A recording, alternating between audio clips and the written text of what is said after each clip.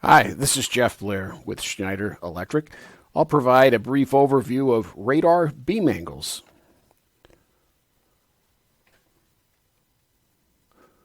When you look at the market today, I see three primary frequencies of radar: 10 gigahertz, 24 gigahertz, and 80 gigahertz. And these gigahertz may fluctuate a little bit each way. 77 gigahertz I've seen, 26 gigahertz, 8 to 12 gigahertz, things like that. But these are just for general purposes, three different frequencies of radar. What's interesting about radar is the lower the frequency, the wider the beam. So I'll show you the extremes here. So at 10 gigahertz, a typical 10 gigahertz radar with a 3-inch horn would have a 32-degree beam angle. Why that's important is you get a nice wide coverage, but it can also pick up what we would consider false echoes.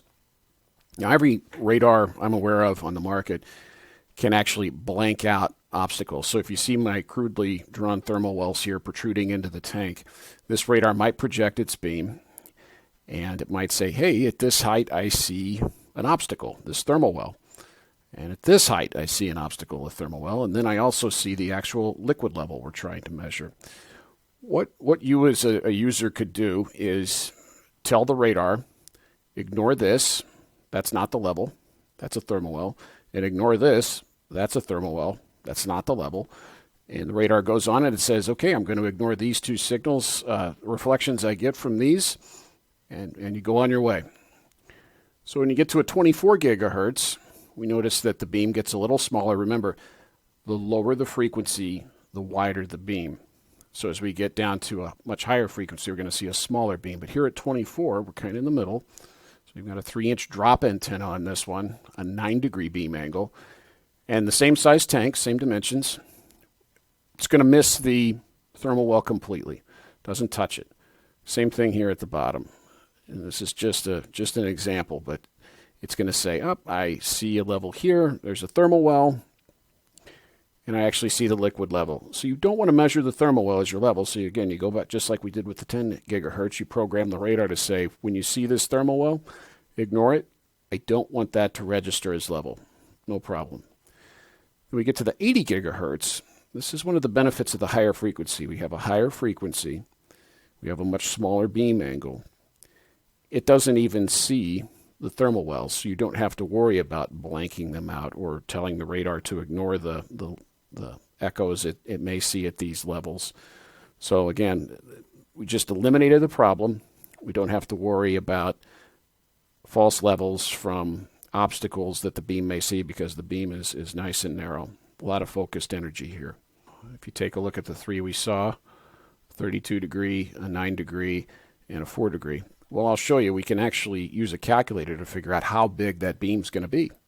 So if you go to the web and you search for a radar beam angle and width calculator, you can find a variety of things. And this particular one, I will show you the easiest thing to do is let it load and then download it so you can work offline.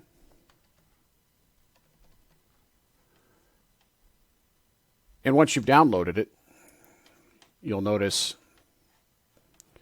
you can plug in different heights in here.